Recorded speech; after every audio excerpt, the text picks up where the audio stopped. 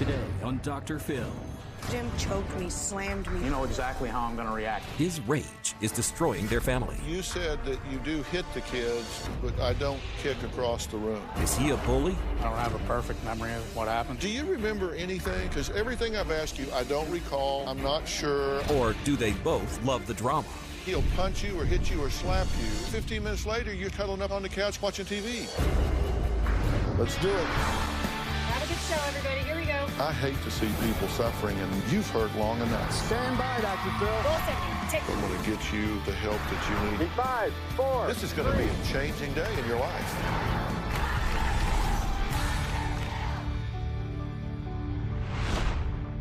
Take a look at these pictures.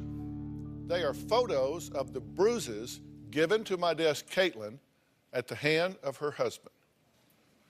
She says she hasn't been able to wear shorts in over 3 years because she is always covered in black and blue marks.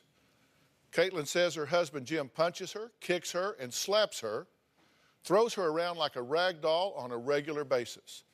It has gotten so bad, she says she is scared not only for her life, but for the life of her children.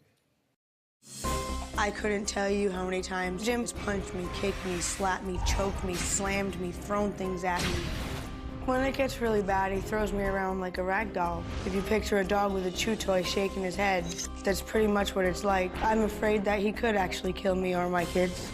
He usually just hits me in the arms and legs. Some of the bruises that I have is this one from him punching me. You can see where his fingers were. And I have one on my leg that's actually really bad. In the summer, I wear long sleeves and pants. I always keep covered up. He'll tell me that it's my fault because I made him do it. While I was pregnant, there was violence in the relationship. He'd slam me against walls, pin me down. His child is in my stomach, and it would still happen all the time. I'm kind of just like a punching bag for the most part. There was one time I was cleaning, and I moved the console for his game. And I guess it shut off, and he snapped. That's when he pulled the shotgun and had it in my face and said he was gonna blow my head off.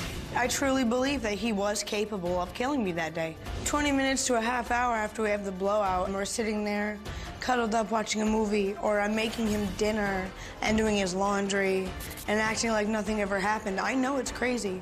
Basically, our relationship is perfect if I don't have any feelings. But if I have even the slightest bit of emotion, like I don't like that you did that, it's hell. You wonder why I get so mad. Because you don't shut the I'm the one covered in the bruises, but he's the one who wants to act like it never happened. Well, Caitlin's husband, Jim, admits that he has a hot temper. But he says, let me tell you, Caitlin is no shrinking violet, and it is her that antagonizes him to the point that he says he has no other choice but to put his hands on her. Caitlin manipulates me a little bit. She knows what buttons to push. She manages to find a way to get under my skin in such a way that my rage gets the best of me. I do have a hint sometimes that she's doing it to try and get a response out of me. I don't care what you say, I'm not stupid. What she's looking for is me to lose my temper, start screaming and yelling or throwing things. I have my fair share of issues with rage. I have for a long time, since I was a kid. Over the last few years, I've sought help to, try and control it. But I am human. I do lose it every once in a while. Generally, there'll be an argument first. You're either deaf or you don't care. Rage gets going. I try and walk away. She doesn't want me to leave the room, and that's when things generally get physical. She'll put her whole body in front of me to keep me from leaving. Other times I'll walk to the other side of the room and just breathe and relax, but those bad days I'll grab her by her waist and throw her out of the doorway. It'll get physical. I'm not going to say it won't. If I wasn't put on the defensive from the start, 90% of the time, things would probably go a lot smoother. She knows what she's doing when she comes at me a certain way. You know exactly how I'm going to react every time. She knows what certain topics are going to set me off. You just keep going and going and going and going and going. With the exception of really recently, I've never closed fist punched her in the face. It generally starts out as more wrestling where I'm trying to hold her down and, get her to calm down. And then I'll have her on the floor, I'll have her arms in one hand and, her legs in my other hand, and then she'll break a leg free and kick me or break a hand free and smack me. You can only hit somebody in the face so many times and expect not to get hit back. I'm sorry I'm not perfect, and I still up once in a while. screwed up as this may be, if she's going to try and punch me in the face and fight me like she's a man, then I'm not going to sit back and just be a punching bag. Caitlin wrestled for 4 years in high school. Don't let her fool you by her sweet, demeanor. She can throw down. She's not one to just curl up in a ball and take a beating. Over the years, she's probably hit me in the face, I can count at least 8 or 9 times. Not unprovoked, obviously, but she kicked me in the ribs once. Broke a couple of my ribs. She kicked me off the bed. I rolled my ankle. She was a fireball. The cycle of fighting has been the same thing for the last 5 or 6 years. Nothing's changed. Same fight, different day. Jim, let me ask you, do you consider yourself to be a generally angry person? No. So as far as just going through life in general, how would you describe your attitude of going through life? Pretty relaxed. I'm easily provoked, I guess, but for the most part, I try to stay as quiet and relaxed as possible. You're easily provoked just by her or by other people? Mostly her. According to Caitlin, here's what she says, that Jim hits her on a regular basis at least 2 times a week, pulls her hair, smacks her, throws her through doors, abuses her in front of the children, pulled a gun on her when she accidentally pulled the plug on his video game, threw her through a wall, caused a hole big enough for 5 people to fit through, tried to push her out of the car when she was 6 months pregnant, slammed her head down on the concrete during a fight, pinned her down, causing her to sprain her wrist, constantly causing bruises on her body that she has to cover up, goes through the phone, cheats, flirts, and ruins cars in anger. That's her list. Okay. Is she right? Is she wrong? Some of the things aren't, the thing with the gun, that's not, there was a 3.5-hour argument in which I tried to leave the house several times. Did you pull a gun on her? At one point, yeah. Why? What, were you going to shoot her? No. I wasn't going to kill her. I was trying to get her to get out of my way so I could leave before things got any worse, before I got physically violent. But you pulled a gun on your wife? Yes. How does that sound when it's said back to you? The same as it did when I did it. I'm not proud of it. I'm ashamed of it. Those were her allegations. You admit that you punch her, choke her, push her, throw her on the ground, and restrain her.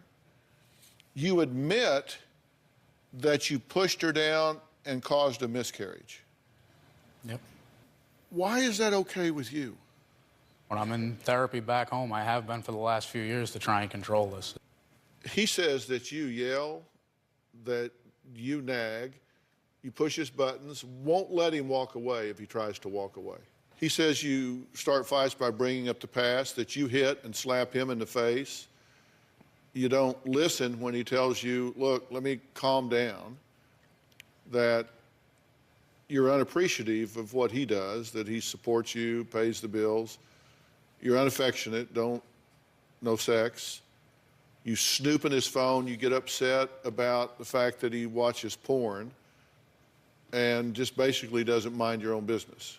At first it wasn't just like, oh, it was okay, he watches porn, he's a guy. But then it turned to, it would happen so many times a day, he'd have no interest in me anymore. And then it evolved from porn to websites and looking up people locally that it says that they're within like 0.5 miles of where we live. You think the porn thing is actually okay? As opposed to the other option, yeah, I guess. One of the things I'm trying to work on in therapy. Yeah. As opposed to going out and cheating on her with somebody, I don't want to say it sounds like a better option, but, that's what it seems like. Okay, some of the ideas that these two have about what's okay, we need to talk about. We're going to take a break. Jim says he's a very private person, so if that's true, why is he here? We're going to find out why he decided to come and try and get some help from me. We'll be right back.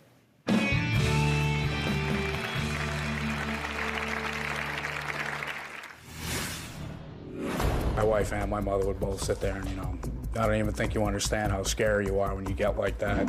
You're an animal, you're a monster. I don't back down from a fight. I never have. I don't take from anybody. On our wedding day, he looked at me and said, he understands why I've always been treated like and I'm gonna end up getting beat for the rest of my life because that's all I deserve. At this point, I was 7 months pregnant with our son. Our wedding day was honestly a pretty memory, most of it. As a kid, you think of your wedding day as this big special day, and what I got was pretty atrocious. I have no pictures. We have no memories. I never got a wedding ring from him. The ring that I had on my hand the day we got married was fake. It actually turned my hand green. He looked at me and told me the only reason he married me was for health insurance for our son. This is what she says that you said to her on your wedding day. Quote, "I understand why you've been treated like and you're going to get beaten for the rest of your life. Get your and get your ass in the car." I don't have a perfect memory of what happened. I know that day was a bad day. You said we got married at my cousin's house, and I got into a bad mood that day, and it just carried out through our marriage. I wouldn't say that. You did say that. No, I said that I had a bad day that day. I started out having to work, finding out that we were getting married that afternoon when the minister was available to do it. So I had to leave work, rush home, get everything together. I mean, not the way a wedding should have gone, no. Yeah, I did say things to her. Yeah, I did say that. But what was your goal in saying that? You don't do something without a purpose, without a goal. What was it? I don't think I had a goal. I was upset. I mean, Well, was your goal to vent your anger? Was your goal to hurt her? Yeah, that, was your what? I mean, blow off steam. We don't do anything for no reason. Right. Yeah, to relieve some of my anger, I guess. Well, Jim says he is angry. He says several people in his life have told him just how scary he gets when he loses his temper. They say he turns into a monster. Take a look. He punches holes in walls. He's broken desks. He snapped keyboards in half. Jim has had to replace at least 10 to 15 doors. How many holes in the walls have we had to fix? How many doors have we had to replace? Growing up, a lot of the memories I do have are my parents fighting. My father, he had a pretty violent temper. You know, I can remember a couple instances of my father went after my mother, and she was back down in the corner of the room trying to cover herself to keep from getting hit, and I feel like that's had an effect on me. In 6th grade, I got put in anger management for the first time. I don't back down from a fight. I never have. I don't take from anybody. If you're gonna come at me with a hostile attitude and disrespect me, there's a good chance you're gonna get punched in the mouth. My temper has cost me more than anything else has in my entire life. I've lost jobs over it. I punched a $1,000 microwave and broke it to pieces. My wife and my mother would both sit there and, you know, I don't even think you understand how scary you are when you get like that. You know, you're an animal, you're a monster, nobody can control you, nobody can say anything to you. That's not a good thing. I am so full of rage because, finish that sentence. I don't know. That's not finishing the sentence. That's starting another sentence. Finish that one. I am so full of rage because. I don't have an answer. I really don't. Why do you not walk away? I'm not trying to say it's your responsibility. There is no theory under which a man should ever put his hands on a woman in anger, period, paragraph. I don't care what she's doing, what she's saying, what she's calling you, under any theory. If you have to knock out a window and run into the woods, you do it before you hit a woman. And I want you to get that clear from me, because I don't want you winding up in jail. And you will if you keep this up, trust me. But why? You're not stupid. You know what the pattern is here. You know when you engage him what's going to happen. You know when he says, leave me alone, I want to get out of here, and you say, no, no, no, we're going to talk about this, talk about it, talk about it. You know where it's going. What are you getting out of that? Sometimes we'll get the resolution to a problem. Other times, it'll just get my frustration out for the fact that he's just not listening. Have you two gotten to where you thrive on this drama? No, I can't stand it. You two have an unusual normal, because you'll get into these huge rows and you say he'll punch you or hit you or slap you, and then 10 or 15 minutes later you're sitting on the couch cuddling up watching TV. Kind of. Well, no, that's what you said. I mean, Well, yeah, well- you both keep giving... When I have things in quotes, it's because I heard them on a recording and typed them out. They are your words. Well, yeah. I don't just make I'm this not up. saying it's not my words. It I'm saying- is. Yeah. That's what you said. This will blow up. I'll get hit, kicked, And then I'll shoved, make 'em dinner. scratched, and then you'll make dinner and curl up on the couch. Yeah, I know. It's crazy. Let's take a break. When we come back, find out what Caitlin says Jim did to her while she was sleeping that made her so disgusted she could not speak. We'll be right back.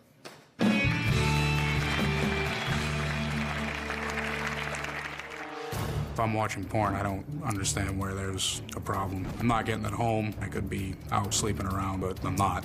He would sit there and tell me that it's my fault because I'm not paying enough attention to him. We split for 6 months. I dated somebody and he dated somebody. And then I just recently found out that he was continuing to see her once we resumed our marriage and we were having sex and sleeping in the same bed. Since we've got back together, the intimacy isn't there. She feels that that's going to complicate things between us. We have no sex life. I refuse. Well, that was Jim and Caitlin talking about their non-existent sex life. Caitlin says Jim is addicted to porn, watches it constantly on his phone, computer, and tablet. Now, Caitlin also says Jim talks to other women online, but Jim says he isn't really cheating because he would never actually meet up with anyone. Take a look. Jim is addicted to porn. He takes it to an extreme level. He will watch it in the living room, the bathroom, the bedroom. He has done it on his lunch breaks at work. He has driven and parked somewhere just to do it. If I have a problem and I can't control it, He will sit there and do it right next to me while I'm sleeping. she doesn't agree with it. She thinks that's essentially cheating on her. She went through my phone when I was sleeping and she found porn on my phone. I've been woken up out of a dead sleep to what the is this?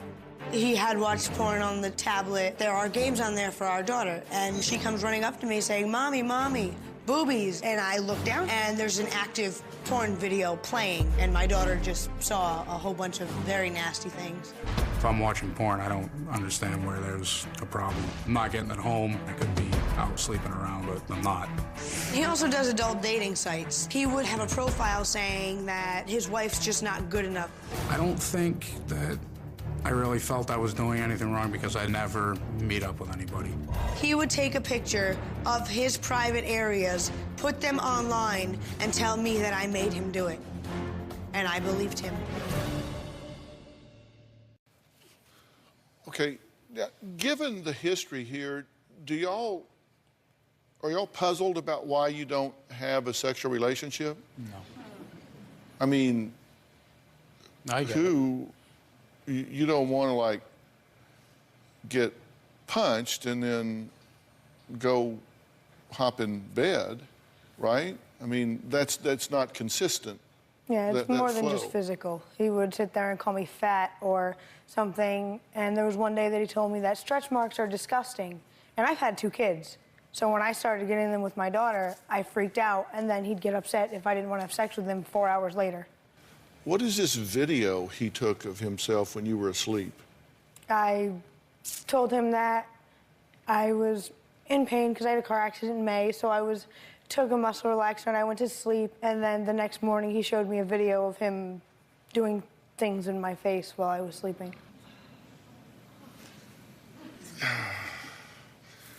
What was your thinking there? Take me through the moment where that seemed like a good idea. Some kind of sick joke, I guess. I don't have any answer to that question. There was obviously no thought there. But then you went to bed, you slept, you woke up the next morning and decided, I'll show her this. I don't think that's quite how it went down. Let's see if I remember correctly. Do you remember anything? Because everything I've asked you, I don't recall. I'm No, not I don't. sure. I have a bad I'm in memory. therapy. I have a very poor memory. I don't know if it's something that can be diagnosed. I don't have a good memory. Take me through the moment you showed her that video. Well, we got into an argument about how we weren't intimate, I believe, and then, like an asshole trying to, with that smart mouth of mine, I said, "Hey, look at this." And I handed her the phone. So you wanted to hurt her at that point? That makes sense, I guess. You wanted to get back at her. You wanted to... Yeah, revenge, I guess.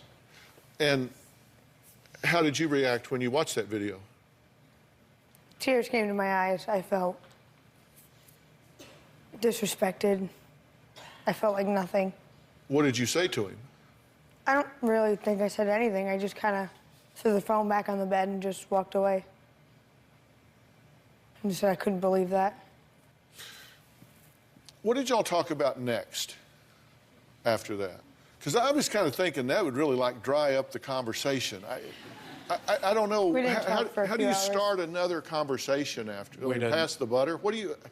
I can't stand the silence and the anger lingering, so I usually just... So you get degraded in that fashion, and so you pout for a while, or you're silent for a while, and then the next thing you say is, you want some lunch? Pretty much. It's... Caitlin and Jim have a 1-year-old son and a 2-year-old daughter. And yeah, they're audience to a lot of this. We'll talk about that after the break.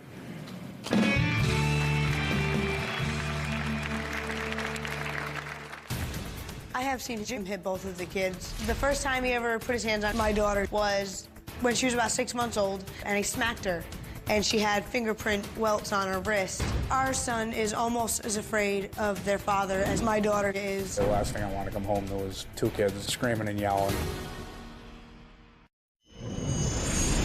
My father was pretty stern. When he told you to do something, that was it. You either did it or you get the consequences. I have seen Jim hit both of the kids. The first time he ever put his hands on my daughter was when she was about 6 months old, and he smacked her, and she had fingerprint welts on her wrist. Caitlin's worried that I'm getting too rough with the discipline. I've lost my mind. I've slammed him against the wall. I've told him to leave and come back whenever he can calm down and be a real father. Now, he says mean things to her. He says, quit being a brat. He swears at her so much. She's afraid of him. The last thing I wanted to come home to was 2 kids screaming and yelling and crying, and then, you know, my wife being pissed off. Our son is almost as afraid of their father as my daughter is. He smacked him in the back of the head, and then he kind of slammed him down on his butt. I have seen him grab him and go like that, like get his attention, and I'm like, don't you dare. If you try to give our children a high five, they both go like this, and our daughter will actually start crying and run away. I think it's disgusting. If Dr. Phil truly doesn't believe that it's gonna be a safe environment, whether Jim gets help or not, that's it, I'm done. Are you concerned about the kids observing all this? Of course. Are you? Yeah. Is it affecting the children? Most definitely. You gave us some examples where we know it is. The 2-year-old called her grandmother a bitch. She heard that somewhere. She says that your son cowers in fear as if he's going to be hit if someone tries to give him a high five. She was just talking about that. Have you observed that? No. I've never seen him cower. If I raise my voice, my daughter will put her hands over her head and kind of crouch down, yeah. Is your daughter afraid of you? If I'm raising my voice or yelling, yeah. You said that you do hit the kids, but, quote, I don't kick across the room. She says that you've smacked her on the back of the head, that you've grabbed her so hard it leaves whelps and bruises. Is that true or false? Once that I can remember, yeah. She says you fling your son around like a rag doll and spanks him and, quote, makes retard sounds mocking son. You've definitely done that, don't deny that. And that hurts, especially because there was concern if our son is autistic. Well, Caitlin and Jim live with his mother. We're going to find out why she defends Jim's behavior. Sort of. We'll talk to her right quick when we come back.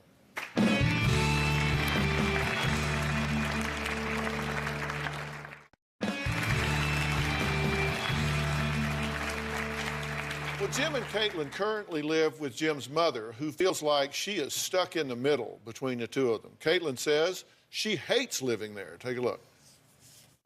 We live with Jim's mom. I've been saying we need to move out for 5 years straight. She is very controlling and manipulative. Caitlin and my mother haven't got along from the beginning. She curses at me like a drunken sailor. She's not in good health, but she's still a spitfire. She has no issues, you know, telling me this is my house. You're not going to dictate how my life is. You know, you don't like it, there's the door, get the out. She's called me a pig, a loser.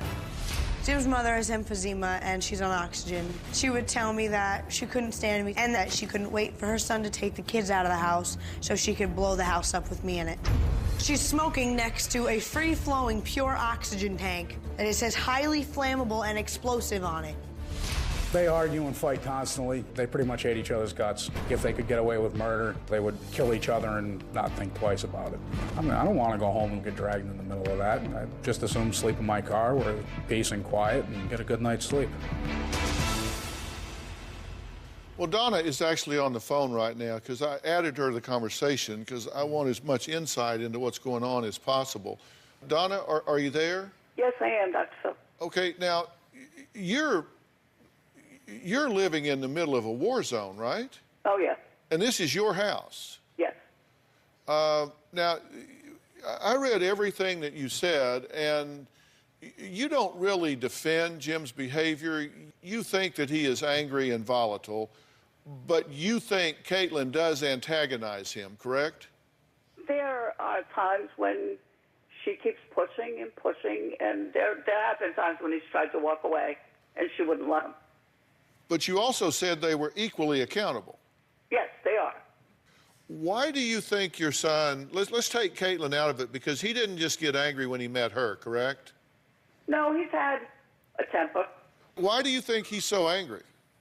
I don't know. I know he's had, there have been a lot of losses in his life. I know that he, as a kid, while he says, his father was so hard and everything else, his father did a lot for him and spoiled him, and my parents spoiled him, and all of his grandparents were in his life daily, and everyone would try to make it easy for him, so I don't know if he learned the appropriate level of frustration as a kid. You know what I mean? Does that make sense? Yeah, it does. Then Caitlin comes along, and this gets volatile. Yes, and it has been from the beginning. You don't get along with her either, right? No. And one of the very first times when Caitlin was there, she said to me that I am not her mother and I can't tell her what to do. Wow. Yeah.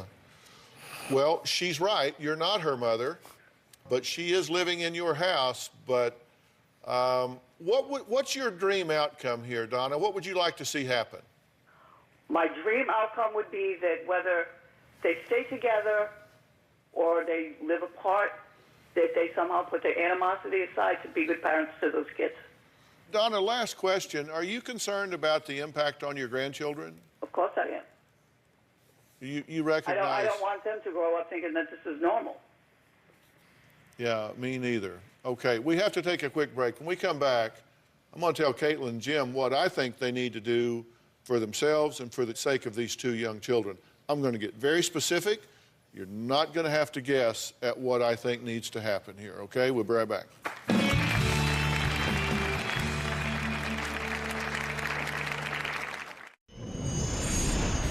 Dr. Phil could save my life because I am truly giving up. This is it. This is the last bit of effort I can put into it. I want to be happy. I want to go back to when she and I first got together, before all the arguing and the fighting. The biggest reason I'm doing this is my kids. I come from a home where things weren't great, and I've seen what it's done to me. I don't want them to grow up the same way I grew up. I am here for my kids. Just because I can take it doesn't mean they should have to. I chose to be with Jim. They didn't choose who their father was. I did. These children deserve better. And if you are hitting these children, if you are being physical with these children, you're violating the law. And Child Protective Services, Department of Child and Family Services will get involved. And if they came in and did a home study right now, I predict they would remove these children from the house. I predict that they would. And let me tell you straight up, I'm what's called a mandated reporter. So once I become aware of this, I have to either know that there's a plan in place for change to protect these children, or I have to report it. So one way or other, this has to stop. What do you want? To be happy. But my dog wants to be happy. What do you want? I want to have a good life, not be miserable, have my kids around, see my kids grow up and be happy. Do you want to stop this legacy? Yes. Because you grew up with it, you've carried it forward, and now you're putting it on him.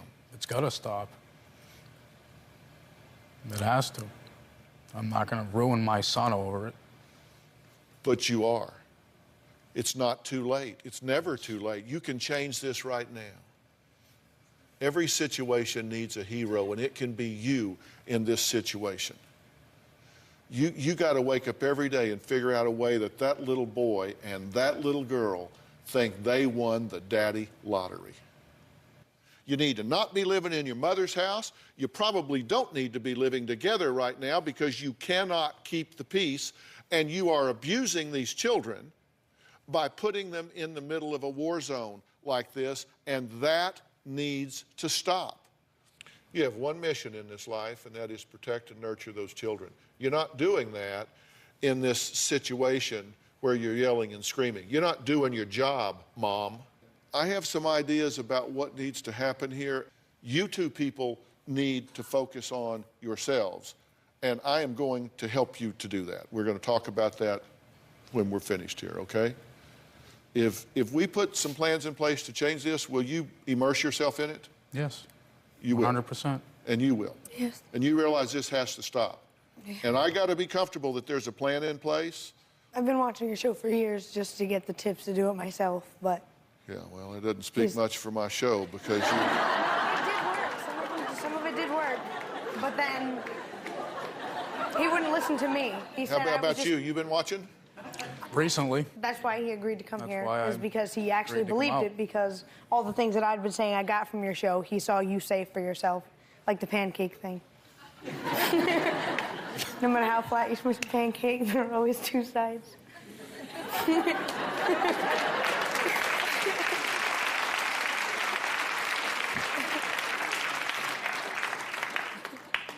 I see what you mean. She can be really irritating.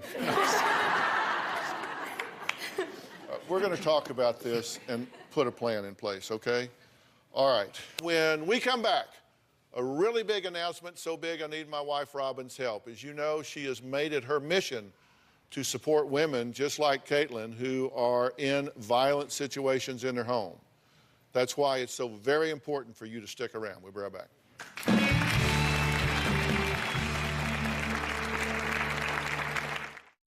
As you all know, my wife, Robin, is passionately involved in advocating for women and children. So much so that last year she created When Georgia Smiled, a foundation which helps women and children who are affected by domestic violence, just like my guest Caitlin today and her little ones. Now, Robin has also been working tirelessly on developing her new purpose-driven lifestyle brand, Robin McGraw Revelation, and I am so proud to say she successfully launched the first product, a skincare line, last week. Now, it was really great. Now, the name of Robin's brand, Revelation, has a real significance to her. 28 years ago, I was just on a normal phone call with my mother, and she said, "I feel funny." And little did I know that when she said that, it would be her last breath she would ever take. And shortly thereafter, it was actually Philip that came to me and said, "She's gone." And I remember looking at him saying, "There's no way, she's not gone." He said, "I'm sorry, she's gone." And she was only 58 years old. And I said, "Philip, she's never been sick a day in her life. She's never even been to the doctor." And it was right then when I said that, I had a revelation. I had a revelation. I thought, oh, she's never even been to the doctor. And you know why? She never took care of herself. She never put herself first. It was always about me, my brother, my sisters, my father. It was about everyone else she loved except herself. She always put herself last because I think she felt it was selfish. So my revelation that day was I was going to do everything I could to take care of myself so I could put myself at the top of the list, so I could make myself the healthiest I could be every day, so I could take care of this man, and I could take care of my boys and all of the people I love, and I could live a long, healthy life, much longer than my mother. Like I said, she was only 58 years old. She died of undiagnosed heart disease. And so I named it Revelation. Because of her, I feel like I am the healthiest I can be.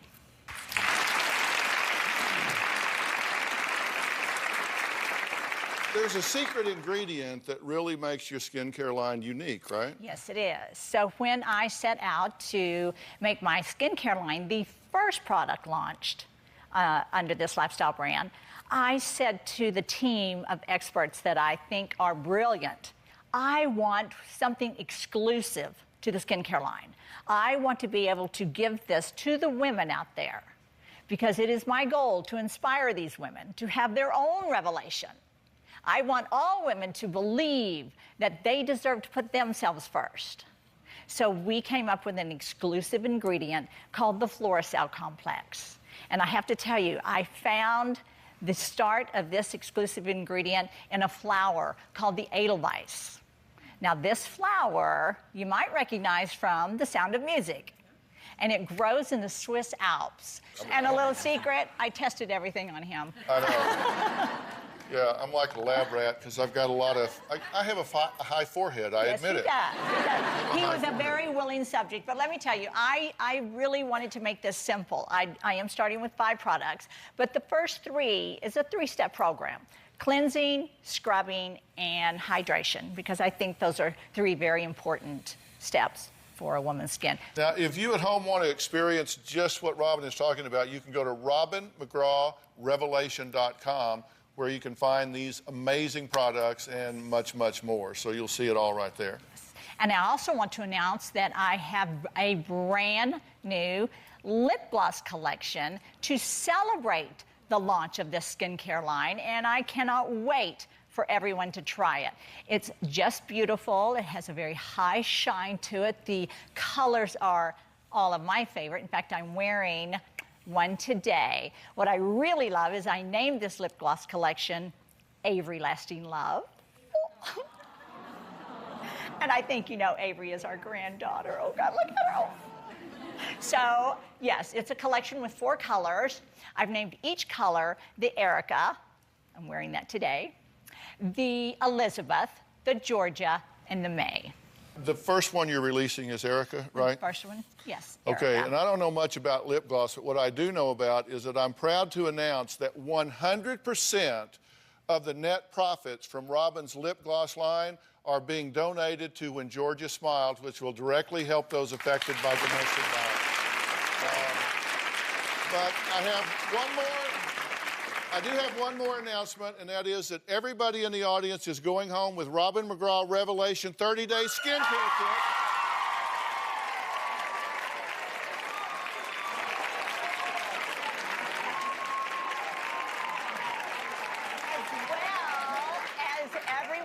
Is getting one of my Avery Lasting Love lip glosses.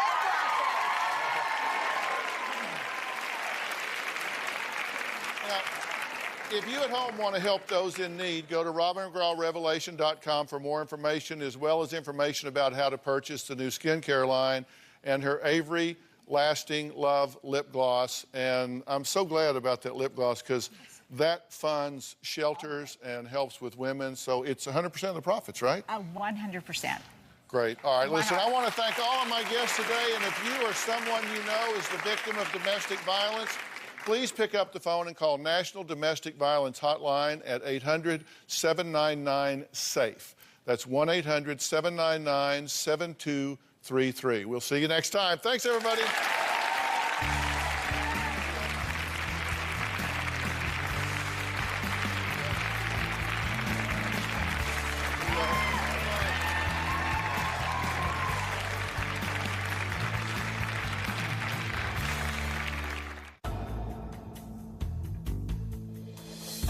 Guys, obviously this is not working.